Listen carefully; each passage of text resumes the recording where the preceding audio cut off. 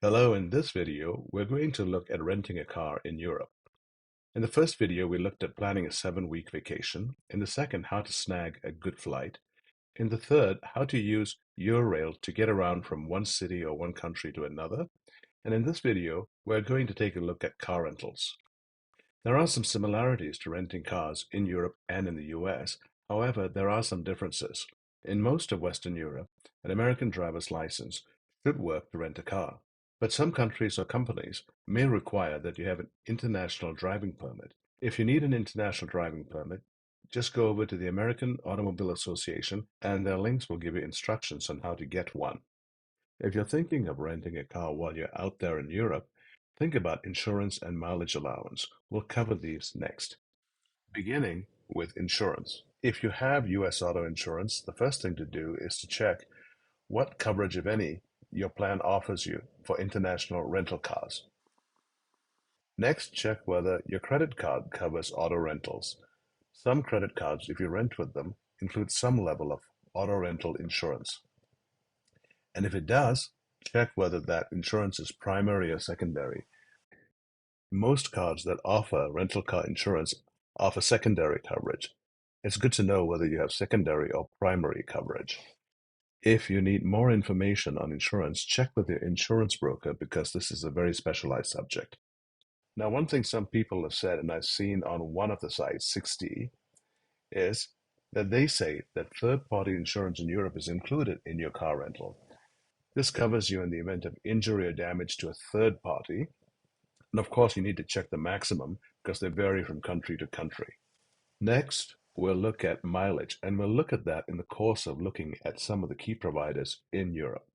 While there are many providers, the three that I look at are SIXT, Europcat, and Hertz. These are well-established companies with policies that are well documented. And so let's begin by looking at Europcar. So let's assume we land at Amsterdam Airport and we want to pick this car up, say on June 5th, and then we're going to return it on July 30th. And we're over 26, or we need to check the box and it'll adjust the rates accordingly.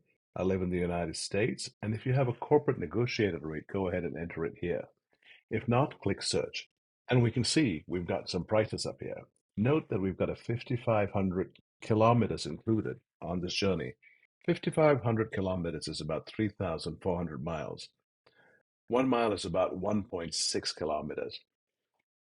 And if you went over the top, beyond that 5,500 kilometers, it's 0.25 euros per kilometer. And the basic protection program includes collision damage protection and theft protection. If you scroll down, we can look at some other cars. A Renault Clio is a nice size car. A Volkswagen is a little larger. The Volkswagen Polo is a nice car that's good for 6 people. And there's another Volkswagen there. And then there's a Nissan. This holds 6 people and baggage for them. Let's select that. We have the option to pay at the desk for $79.01 US dollars or pay online now and lock it in. If you do pay online, make sure you understand what the reimbursement or refund policies are. If we go forward, we see we're offered some care plans, and the care plans range from basic and to medium and premium. And you can see what the add-ons are. For example, the medium includes some glass protection, tires, etc., which the basic doesn't, and the premium has a few more things, personal belongings, etc. There are additional protections available at the bottom that you can select. I tend to skip all this because of my personal situation where my insurance in the US plus my credit card coverage seems to provide sufficient coverage for my needs. You should assess with your insurance broker what's right for you. Additionally, you can go ahead and rent a baby safety seat, a toddler safety seat, and child safety seat. If you're a young driver, there's a surcharge. And when you're ready, we can go ahead and click Go to Review and Checkout. And we see our total price here. That includes the rate and the mileage. It says that there are no other surcharges, and value-added tax in Europe is included at 21%. So if we're ready, we go ahead and fill out the driver details, first name, last name, birth dates, email, phone number, etc., flight information. and you can enter your credit card information if you want to lock down this reservation. Let's now take a look at next company, SIXT. And at SIXT, let's go ahead and change the dates to June 4th to July 29th and show cars. Let's scroll down to something that holds 5 people. This Peugeot 3008 holds 5 people, and it includes 5889 kilometers in part of the rate. Looking at the available choices, we've got a flexible plan, which is populated pay at pickup and free cancellation and rebooking, and it comes with 5889 kilometers and 40 cents per extra kilometer.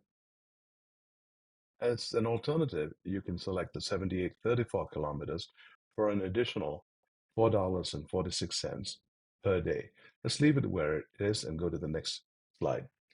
So here we have the insurance or protection packages that are available. The price listed does not include any protection.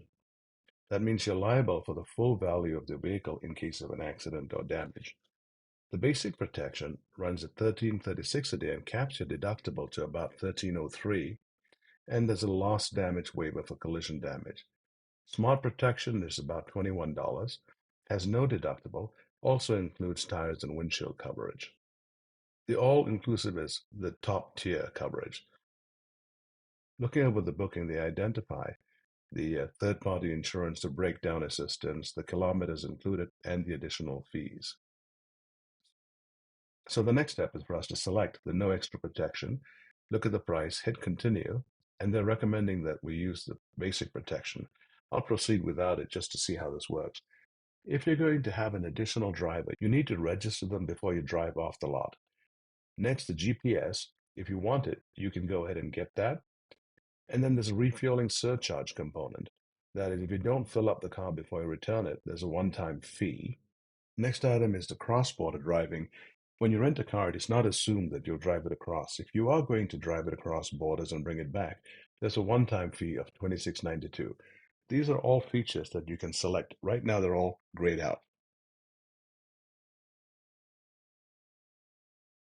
And then next, we have mobility services. And that's about roadside assistance, dead batteries, running out of fuel, lost keys, etc. And then there's tire and windshield protection, interior protection, infant seat guaranteed, booster seats, etc. So let's move forward without selecting any of them. Now it's time to enter your information if you're ready to reserve this car. There's an age-related price differential. You need to check that. And your driver's license must have been valid for at least 1 year for this vehicle. And the total is 3,015, and you're ready to hit book. You're going to pick it up at Amsterdam Center train station and drop it back at the Amsterdam Center train station. It's worth noting that there's a refundable deposit that will be charged against your card and will be released a few days after the vehicle's return. And here's my approach to renting cars in Europe. The first thing that I look at is short rentals. I generally don't rent it from June 4th to July 29th as used in the illustrations here. What I tend to do is in each major city where I think there's something to see in the neighborhood, I might rent a car for a day or two. So I plan on short rentals once I arrive and I look around and see what I want to see. Second, I shop online. And after getting an idea of what the insurance requirements are and what the mileage needs are and the prices, I go ahead and make a reservation with one of those companies. Next, when I pick up the car, I make sure to photo and video the exterior and the mileage and the interior, and also when I drop it off to photo and videotape the exterior, the interior, and the mileage. So that helps resolve any issues that may arise in the future. Now, if you plan to rent a car while you're traveling in Europe, it really makes sense to register with each of the companies to receive benefits and perks. So on 60, if you click right here, you can go ahead and set up your account. And on Europcat, click right here, and you can set up an account here. There's no cost to doing this. And then on Hertz, click here and set up your account. Once you've set up your account, you should expect to receive special offers through email. There's a new player in the car rental or car leasing space that I'm hearing more about.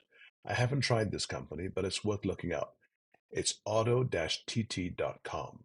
And here you can see a drop down of where you can pick a car up. Some have found long-term rentals here to be great, and others have found short-term rentals to be great.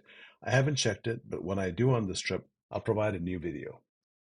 In this video, we covered a lot of material, and this summary might be helpful. The key points are: understand your insurance and mileage needs, decide whether you need a stick or an automatic drive car, who's going to drive the car, is it one person or multiple, what options you might need, such as baby seats, GPS, etc., and then register on their websites and download their apps, and when it's time to shop, shop online. There's another video coming on driving tips in Europe. And given all the data, we also have a link below to an ebook that tries to capture most of these thoughts in one document that you could take with you.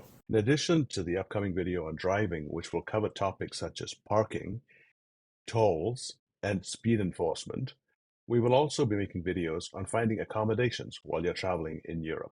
We plan to do this 7-week trip with a roll-on and a small bag, or a backpack and a roll-on, and we'll cover in future videos how we pack for that. Thanks for watching.